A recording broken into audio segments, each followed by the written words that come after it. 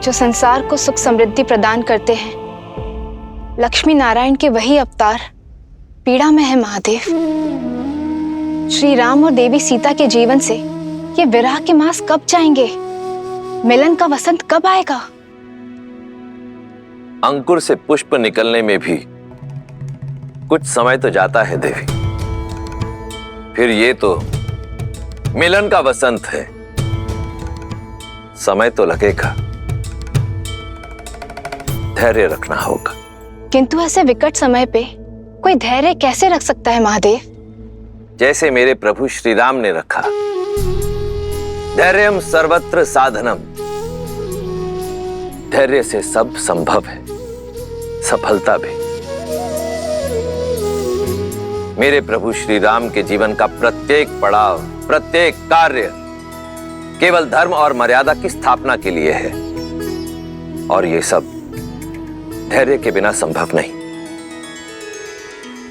वृक्ष को काटने के लिए कुल्हाड़ी को सैकड़ों चोट सहनी पड़ती है, परंतु रुकती नहीं।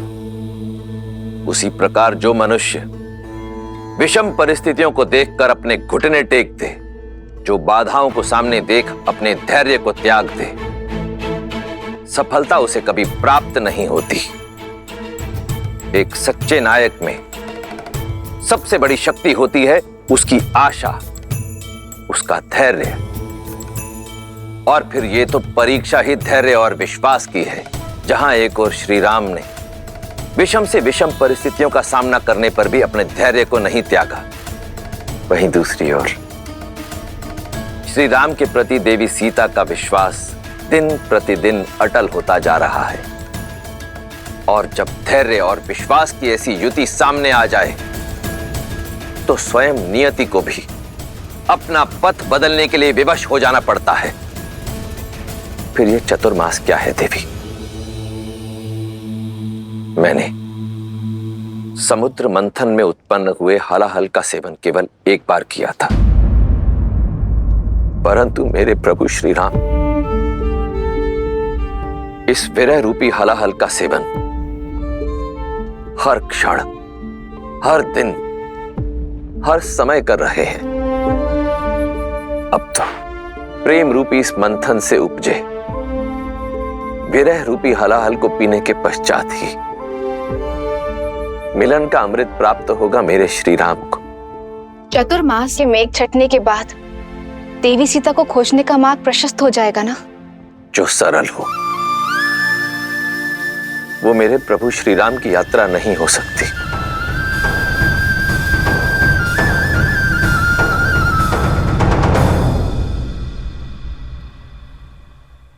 वर्षा ऋतु समाप्त हो चुकी है। शरद ऋतु को आरंभ हुए भी 2 दिन बीत चुके हैं। अब तक तो वानर राज को अपनी संपूर्ण सेना के साथ यहां उपस्थित हो जाना चाहिए था। कहीं चतुर्मास के विलंब की आड़ में अपने वचन को ही तो नहीं बहा दिया है उन्होंने।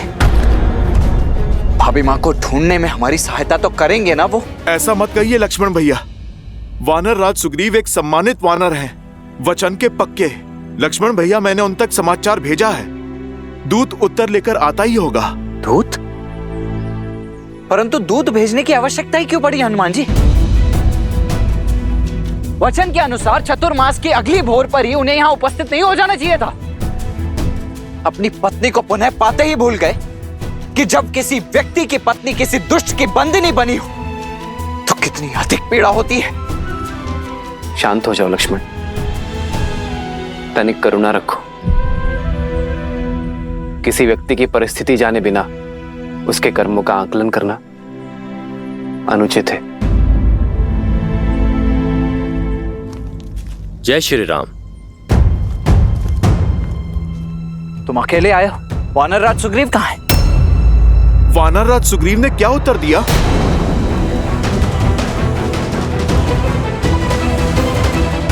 उत्तर तब लाता जब संदेश पहुंचा पाता वीर हनुमान। मैं किष्किंधा में वानरराज से मिलने की प्रतीक्षा करता रहा, किंतु उन्होंने मुझसे भेंट ही नहीं की। भेंट ही नहीं की?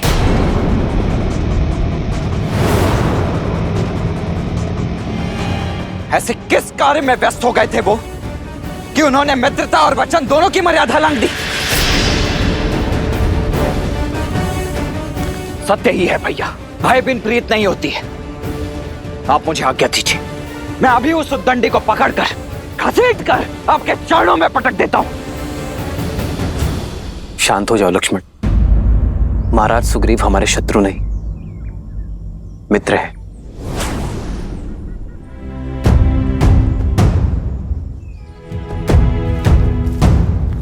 हमें अधीरता में आकर कोई अनुचित निर्णय नहीं लेना चाहिए। कदाचित सीता की खोज की तैयारी में वो व्यस्त हो। प्रभु, आप मुझे आज्ञा दीजिए, मैं स्वयं जाकर वानर राज को लेकर आता हूं। संध्या होने को है हनुमान जी, और वानर राज सुग्रीव के पास सूर्योदय तक का ही समय है।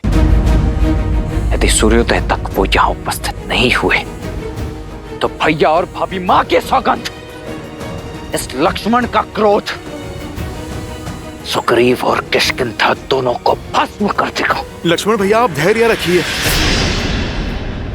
हनुमान के होते सब शुभ ही होगा। हाँ लक्ष्मण, सर्वप्रथम व्यक्ति को समझना चाहिए, उसकी विवशताएं हो सकती है। हनुमान, तुम जाओ और उन्हें सूचित कर दो कि हम उनकी प्रतीक्षा कर रहे हैं। जो आज्ञा प्रभु।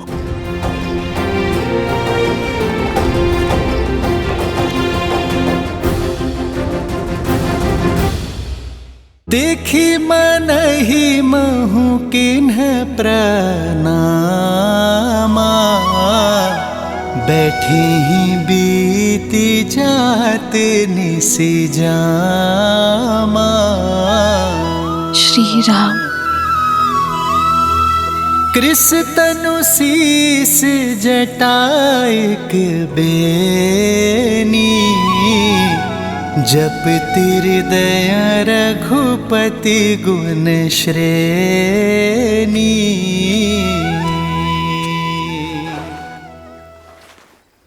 श्री राम के आने का कोई संकेत मिला?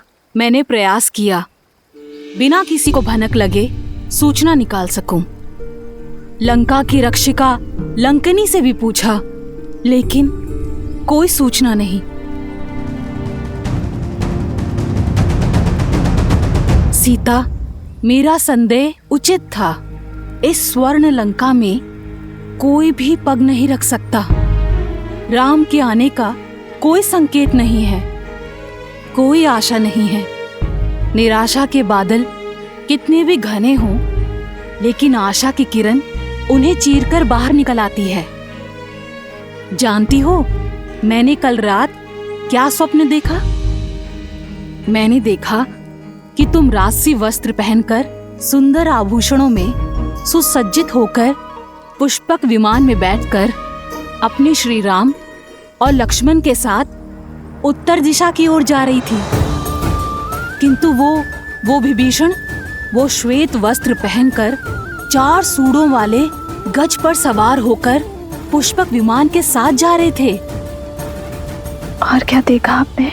और मैंने देखा कि एक वानर श्री राम का उद्घोष करते हुए पूरी लंका को भस्म कर रहा है, और फिर लंका जल में समाहित हो गई।